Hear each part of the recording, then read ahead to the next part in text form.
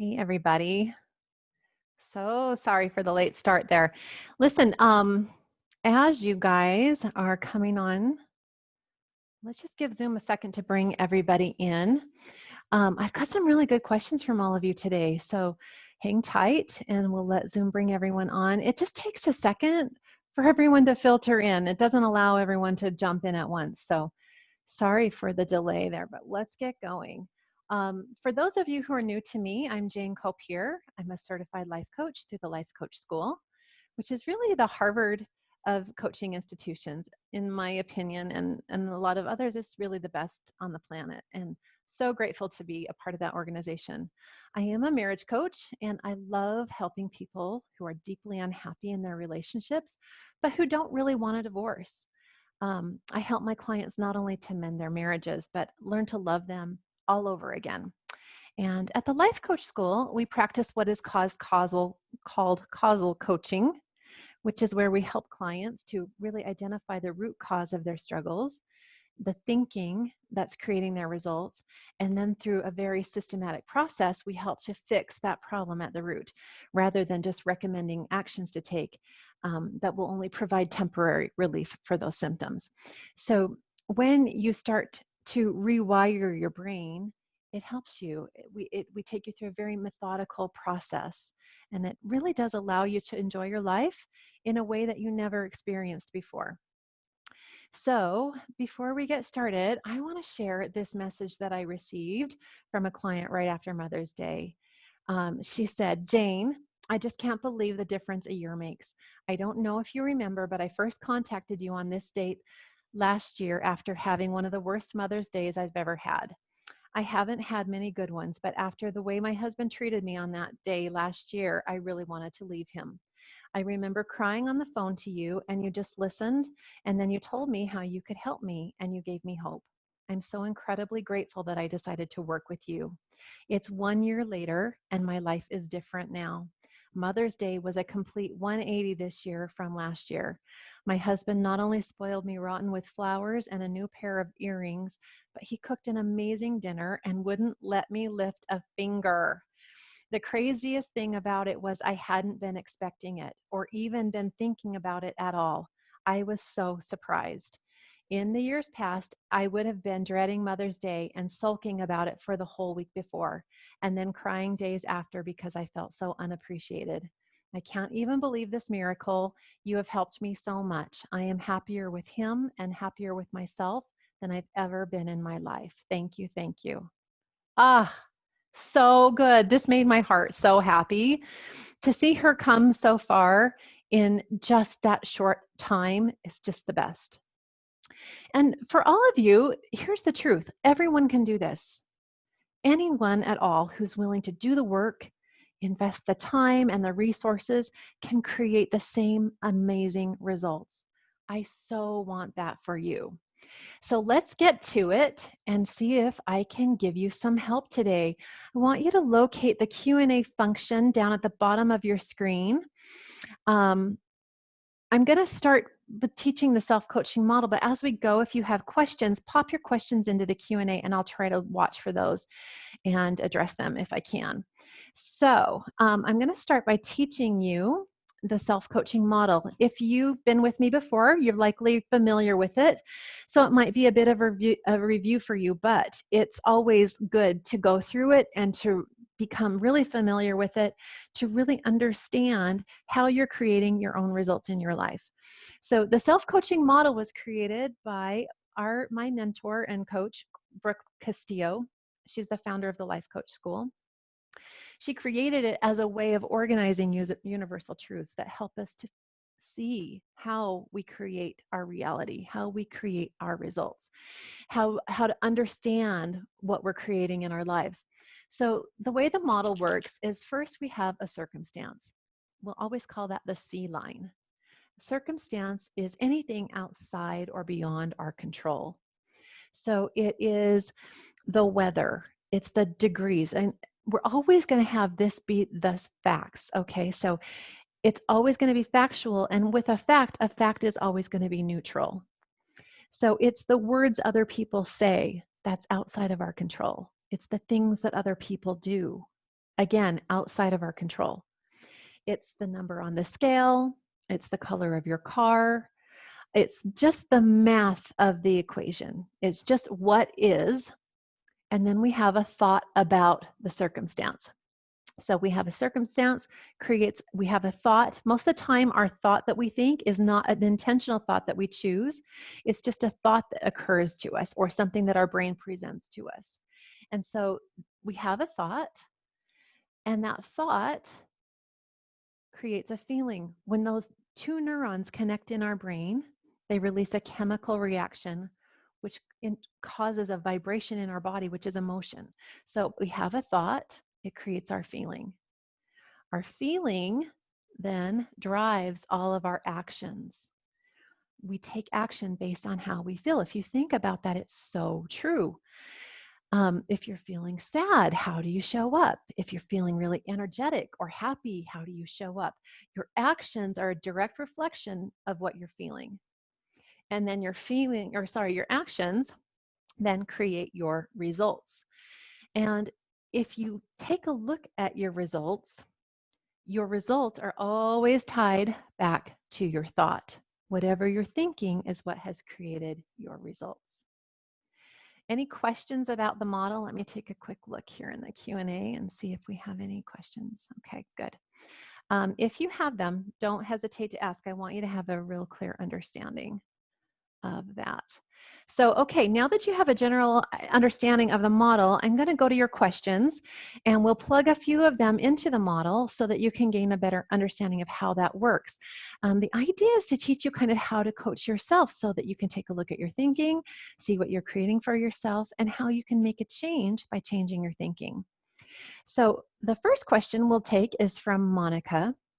Monica said, "Hi, Jane. I hear you talk a lot about holding integrity with yourself.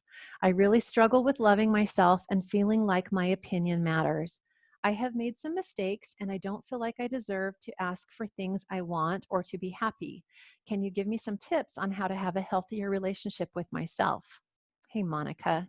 Thank you so much for your question. To all of you who submitted questions, thank you so much. Your questions help other people. If you're questioning and have a question like this, I guarantee you there are other people who have the very same thought, the very same feeling, and are struggling with the same thing. And Monica, your question is something that so many women struggle with. Low confidence and the low self-esteem can be one of the biggest contributors to unhappy marriages, because when we're not happy with ourselves, it's really hard to be happy with someone else. When we're really critical of ourselves, we're really easily critical of other people.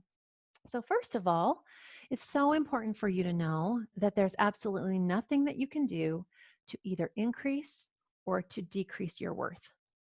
Whether you've made mistakes or not, and by the way, we all have, your value as a human being was set at your birth. You are 100% whole and valuable and worthy of love. And when you hold on to the thought that I don't deserve to ask for things that I want or to be happy, you can't create anything better for yourself. Let's take a look at your model and see what that looks like. So let me erase here for just a second.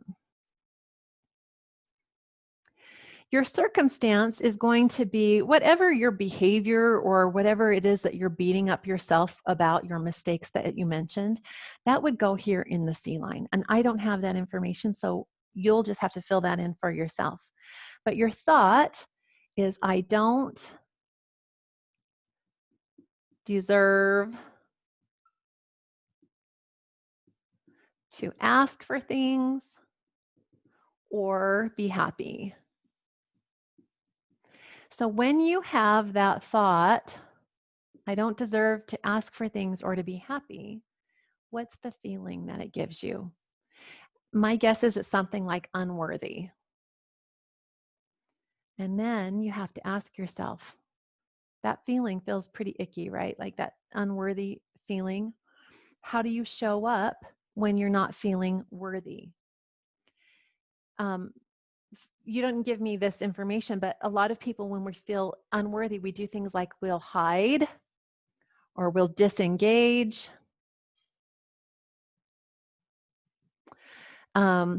maybe we'll think punishing thoughts about ourselves. We kind of withdraw, engage in a lot of self-loathing, feel sad, ruminate on all the ways that we're a screw up. We stop trying to be happier because we don't feel like we deserve it. Those are all in the action line. And then what you create for yourself is the result that you don't ask for what you want. So you create an unhappy life for yourself. So you don't ask, create more unhappiness.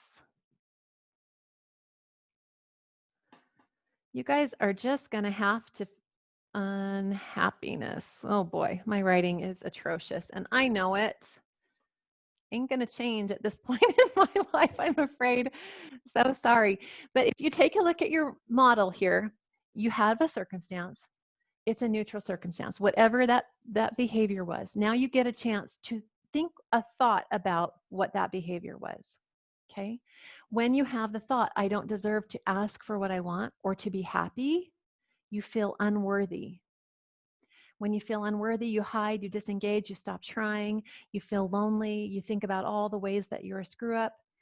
And then your result is you don't ask for what you want and you create this unhappy life for yourself. So I want you to notice that your result ties directly back to your thought, I don't deserve to ask or to be happy, and so I'm not. I don't move forward. I stay stuck in this position that I'm in. So I want you to ask yourself, here's the key. What creates a healthy relationship with someone else? What is in your mind? How do you create that healthy relationship with someone else? When we have a real healthy relationship with someone else, we know we can count on them. They're really kind to us, even when we make a mistake. They tell us that they appreciate us or they respect us. They have our back. They value our opinion, or maybe they don't bring up the past and beat us up with it over and over. So if you want that healthier relationship with yourself, you need to treat yourself the same way you would with someone else and have it be that really healthy relationship. So then you go back to your model and you have to think about this thought. How is this serving me? Do I want to keep this thought? Is it true that I don't deserve to be happy or ask for what I want? Maybe a thought like, I'm a human being and human beings make mistakes would feel much better. Can you feel the compassion that comes with that thought? We're all human beings. We all make mistakes. So having compassion for ourselves along with other people is so important. When you have compassion, you can do things like forgive yourself, direct your brain to think to the future. You can have your own back, right? Be kind to yourself, speak kindly to yourself, allow yourself to move forward. You can appreciate the value of the lessons that you've learned and the person that you've become because of this, right? There's a whole other way of thinking about this, and that's totally available to you, but it all starts with your thinking. Okay, let's see here. Any questions? Just going to pop in here. All right, perfect, no problem. Okay, from Sarah. Well, let me go ahead and erase first really quickly. It's such a beautiful spring here in Utah. I don't know where you're at, but our spring has been off the hook. So beautiful. It's been really mild and pretty weather. We've only had a couple of really hot days, but for the most part, just so pleasant and so pretty and green. Okay, Sarah says, for years, my husband struggled with depression, and he told me I was the reason for it. Technically, I set it off, but come to find out he had severe vitamin D deficiency, which caused his severe depression. Once that problem was addressed, he has come out of depression and is much happier to help and be present in our family. Well, while he was in his depression, I did something stupid and sought affection and validation outside of our marriage. Everything came to a screeching halt over Christmas this year, and we have had a lot of open and honest discussions about our past and where we are going. He has forgiven me, and I have repented and felt like I am changed, and our marriage is on the mend, even brand new. The problem is he still has flashbacks and nightmares of what I've done in the past, and he doesn't trust me and may never fully trust me again. I've tried your method to be empathetic and not let his mood or flashbacks affect my mood, but he's telling me that I should always feel bad about what I've done and not dissociate from what I did. I now feel shame and guilt and get down whenever he tells me he's having a hard day and flashbacks and nightmares because I am the source of his pain. So here's my question. How can I not allow his bad mood to affect me when I am the source of his pain? Is it healthy to dissociate from what I've done so that I can change to what I want to be? Sarah, thank you so much for your courage and for your question. It's so important for all of us to understand, even in a situation like this, you're not the source of his pain. We can't cause pain to other people. He's in pain because of a thought that he's thinking about maybe something that you did, but you can't create that pain for him. He's in pain because of his thoughts. Relationships are only healthy when we practice that emotional adulthood, meaning we take 100% responsibility for our own thoughts and our own feelings. It's super normal for your husband to want you to suffer along with him. 90% of our population thinks this way, and that's why there's so much dysfunction. And I'm not saying that we don't have remorse or that we don't feel bad for things when we do them that are bad, but trying to control the way someone else feels is not our responsibility. So there's a difference too. You use the word dissociating, and there's a difference between dissociating yourself and forgiving yourself. And dissociation is the mental process of disconnecting from your thinking or your feelings or your memory or your sense of identity. It's separating yourself from that completely. And that's really not what you're doing here. Choosing to forgive yourself and shift your focus to the future is very healthy and actually a really good example of owning your own emotional health. So, falling back into thinking thoughts that create guilt and shame only serve to keep you stuck in the past and move you backwards. So, your husband might believe that this would be helpful, but it's impossible for you to suffer enough to make him feel better. If you think about that, your emotional pain can't make his emotions better, can't create positive emotion for you, for him, sorry, for you to be in pain. The only thing that can improve his feeling is his own thinking. So you can show the same compassion for him as he works through this that you showed to yourself in forgiving yourself and moving forward. He just doesn't understand that yet, but you can show up and model it for him. And then when you stay in the present and you show up with lots of love and compassion, he will have the freedom to work through that on his own. Just hold space for him. That doesn't mean that like wallowing in guilt and shame. It just means that you hold that space, you allow him to think and feel whatever it is he wants to think and feel for as long as he needs to, without judging him, without thinking he should be over it by now, he should be moving on, without judging it. You've got to release it completely. Own your own emotions in the situation and allow him to do the same. And you can do that by holding the thought like he's a human being with a human brain, and it must be painful to think those painful thoughts. So in your situation, it might be helpful, instead of doing like a current unintentional model of what's going on, I think it would be helpful for you to have an intentional model where we say, this is something I'm going to create by choosing the thought that I want in this situation. That's intentional modeling, okay? So your circumstance is your husband says words. Husband says, you are the source of my pain. Yes, you are the source of my pain. Okay. And his words are neutral until we have a thought about them. People can say things. He could say to me, you're the source of my pain. It would mean nothing to me, right? It would be nothing to me. It's a neutral sentence until I have a thought about it. My thought would be, I have no idea what you're talking about, right? You, because you have some thoughts of your own about what you've done, you have a different thought. Right now, you're like, oh, it is my fault. I am the source of his pain. But if you choose the thought, he's hurting because of what he's thinking, He's hurting because of his thought. That can give you a feeling of compassion. Okay. So instead of feeling guilt, now we're working from a place of compassion. Now we have some emotion that can create some positive action here. Okay, so when we're feeling compassion, maybe we're more patient.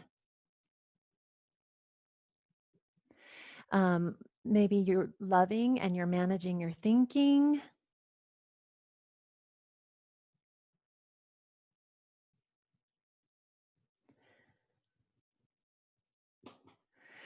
We're giving space for him to time and heal. So we'll just allow space for him.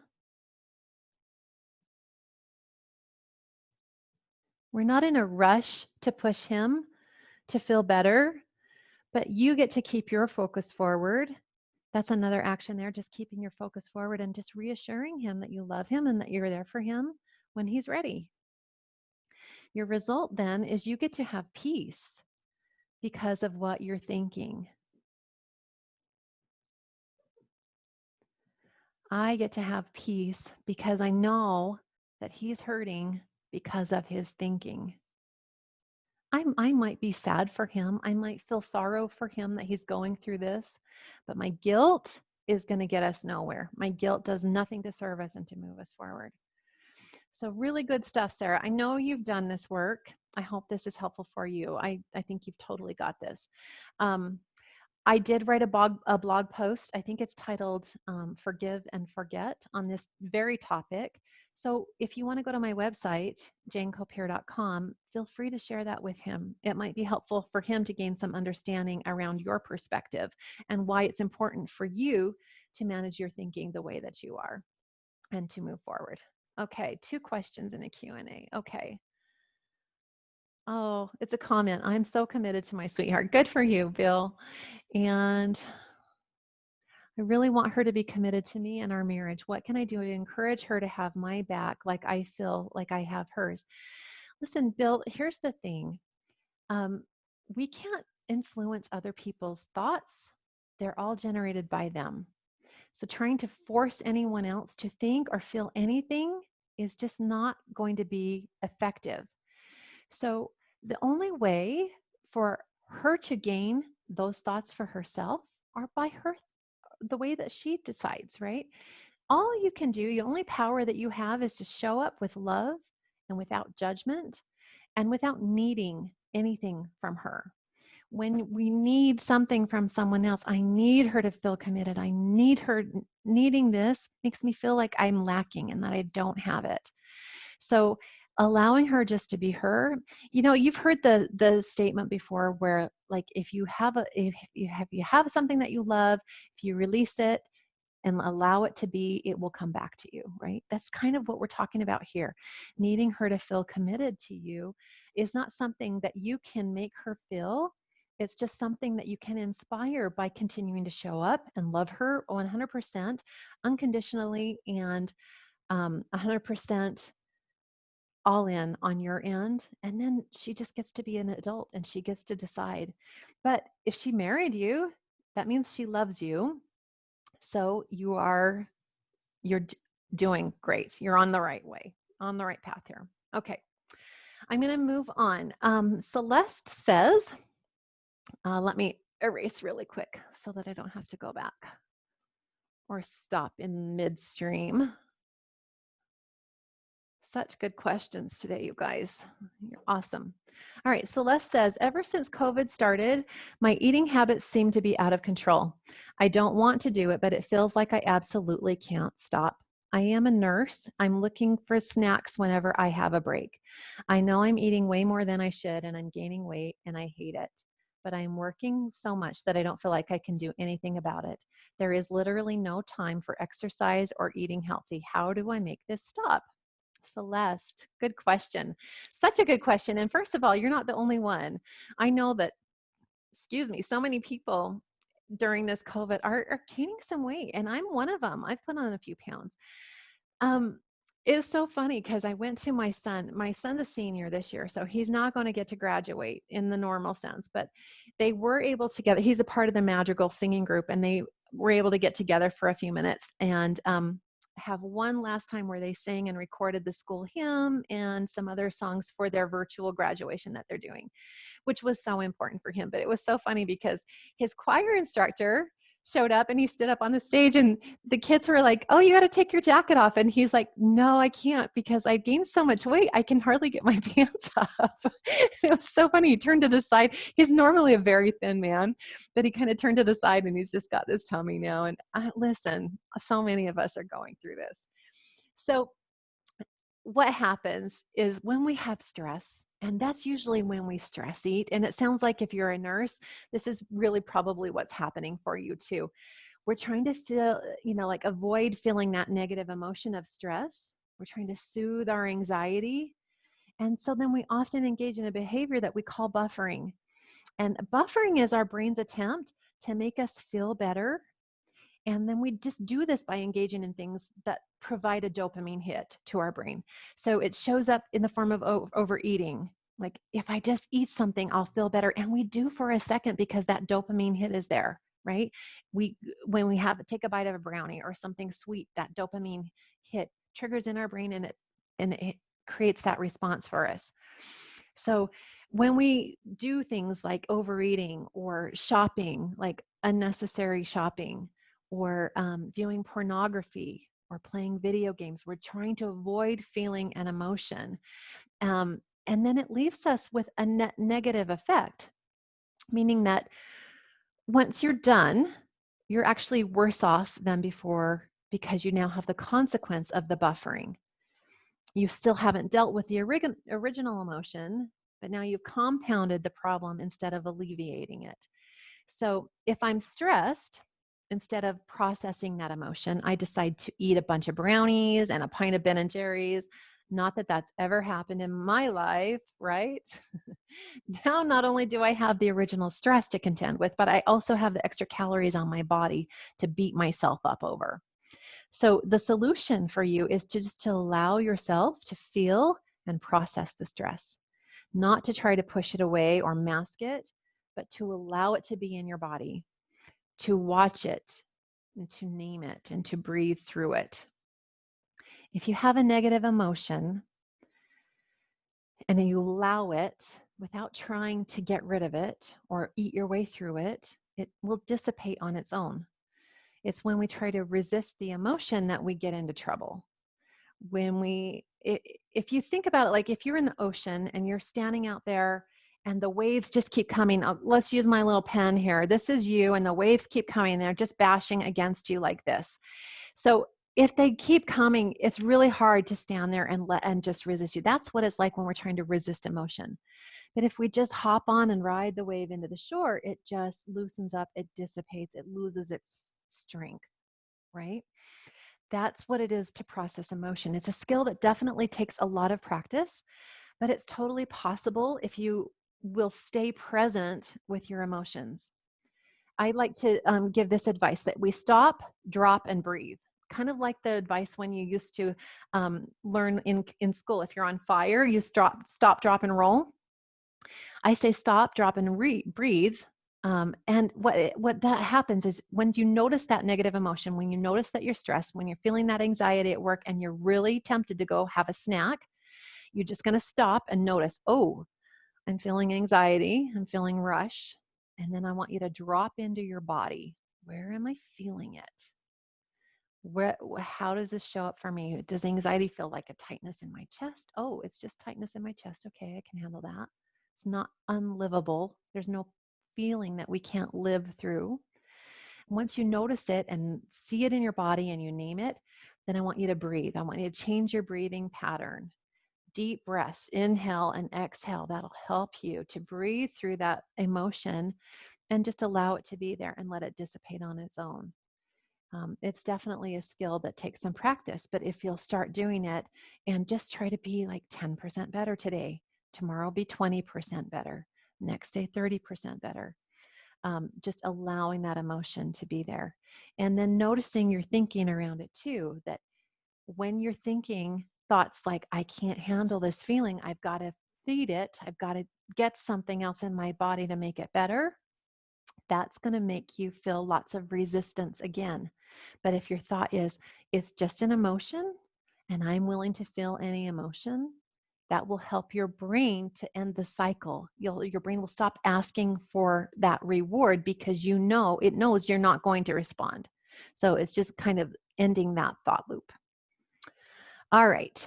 Joyce says, my husband is a project guy and is always willing to learn how to do something. If he doesn't know how to do it, always willing to learn how to do something if he doesn't know how to do it. In some ways, it's great, and he can do all the things. In some ways, he's great that he can do all these things because we've been able to save a lot of money. The problem is he starts a million different projects and seldom finishes them, and it becomes a constant source of contention for us. We have closet doors missing that he took off to paint. We have broken lawnmowers that he wants to repair in the garage that take up all the space so we can't park inside. We have a half-finished bathroom that has been unfinished for a year, and just tons of other stuff that drives me crazy. I'm tired of living with the mess. He doesn't mind the mess and thinks I'm always nagging him to finish things. He is a hard worker, but I don't want to live this way. How do I put my foot down without causing a fight? Great question, Joyce. I think there's lots of women who can relate to that.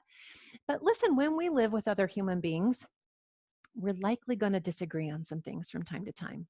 That's completely natural because we have human brains of our own. We have our own preferences. We were raised with different beliefs and different ideas and different lifestyles. And when we combine them, it often presents different challenges for us. So I think you have a couple of different options here. The first one is understanding that the mess isn't what's driving you crazy. That feeling of being crazy is always created by our thinking. So it's your thoughts about the mess that are making you feel that way. So I'm not suggesting that you need to say, oh, I love the mess and try to make that complete turnaround. But when you see that the mess is neutral, and we know that it's a neutral C because you and your husband don't agree about it, right? Lots of people in the world would look at your house and think it was great, right? Other people might say, yes, it's messy. They might agree. But a circumstance is neutral. It's just a fact. If people don't all agree, then it's just a fact. If the the disagreement comes here with the thought, okay? So if it's neutral, you can question your thought about it and you can find a different thought that gives you some relief. So maybe your model would look something like this. Now we want to be super specific because I want you to notice that your brain tries to dramatize a lot. Like when you say he has a million different projects going on, I'm pretty sure it's not a million, right? And he never finishes anything. Just think about all the ways that your brain tries to make it more than it is. Okay, so what else? Let's see what else you had here. You had a million different things. It's a constant source of contention. So it might be pretty often that you guys are having some contention over it. But again, just make sure that you're onto your brain when it's giving you all of this story, that you're really clear on exactly what the specific facts are. So in your situation, the specific facts are, and I don't even know the details, but I'm going to guess. Okay, so 3 broken lawnmowers. Let's put those there because we can count them. Unfinished bathroom. Let's even just unfinished bathroom. And I think you mentioned the closet doors that need painting. So we're going to put those in your in your circumstance line. And then your thought is, I can't live in this mess.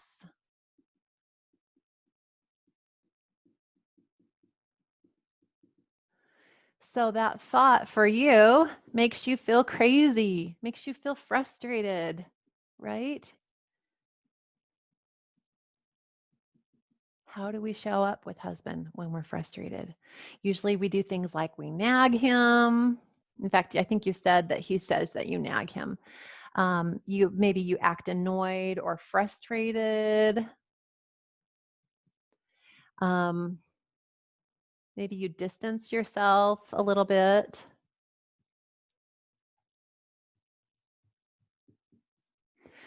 What else would you do? So probably you'd spend more time like just noticing all the other things that he does wrong, make yourself feel even worse.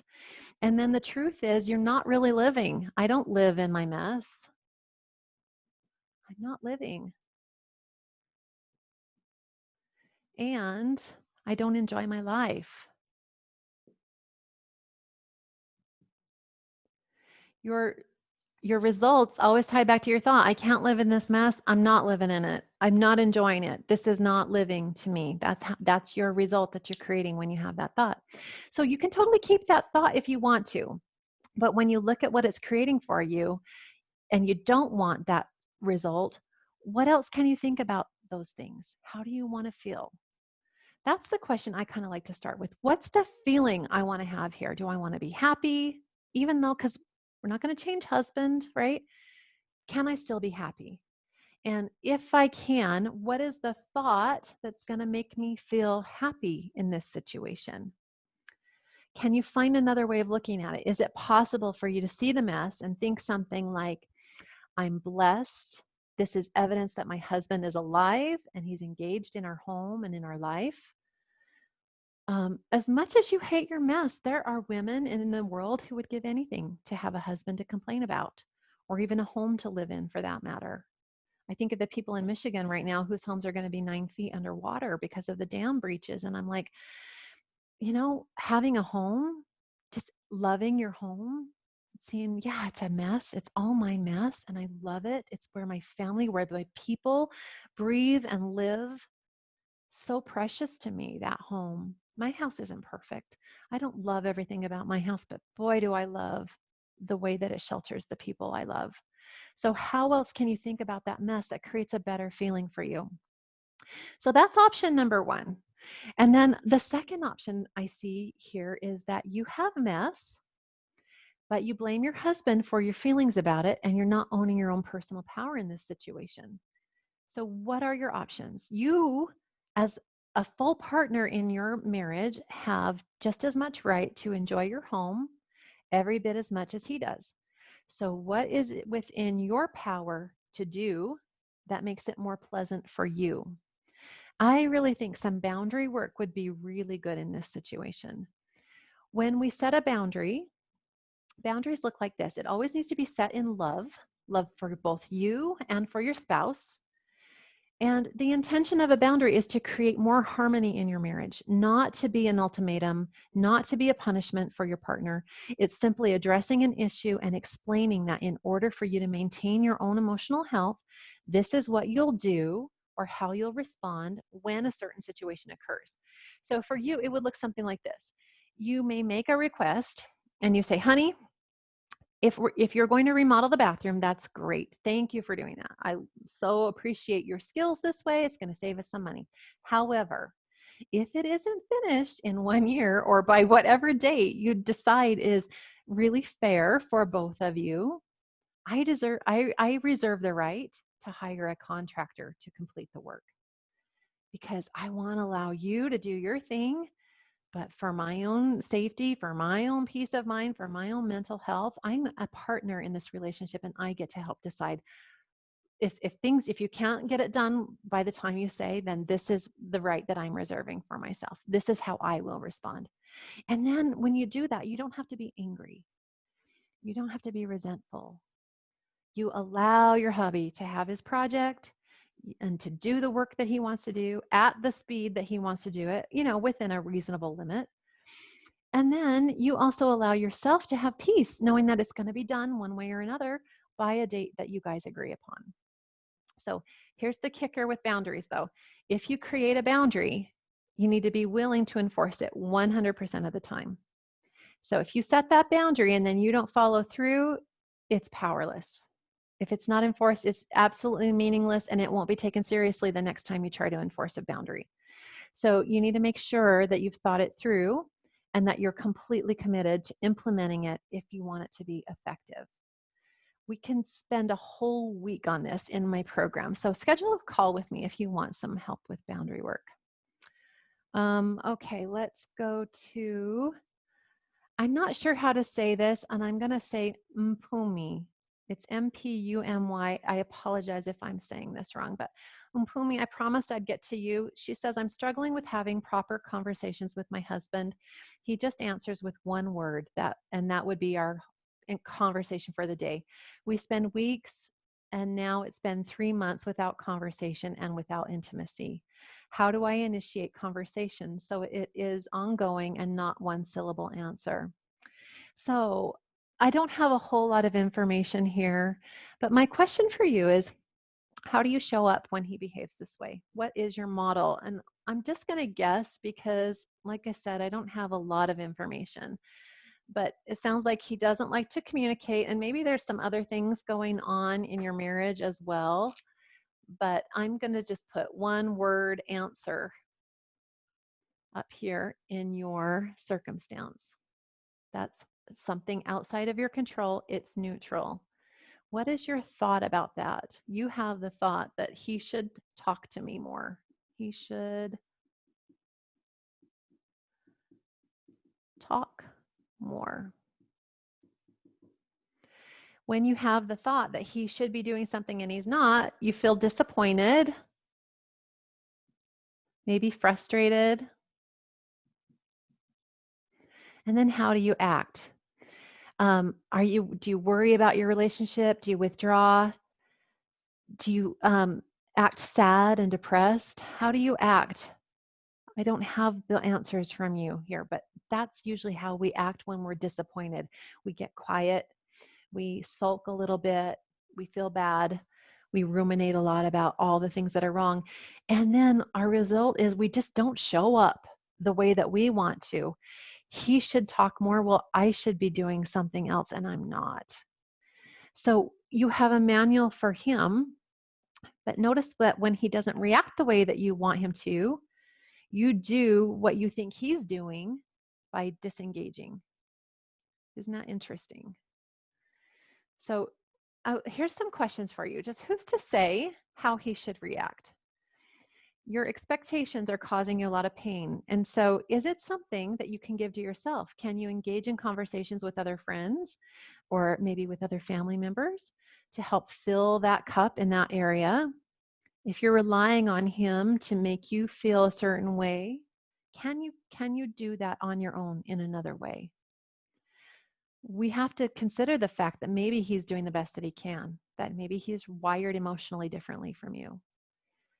What if he's just not sure how to engage in a connecting conversation? So what if you stop trying to solve the problem as you see it?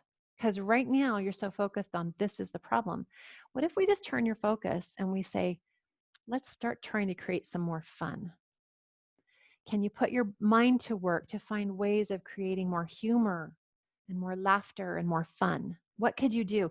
Would that help you to relax and be more enticing to engage with?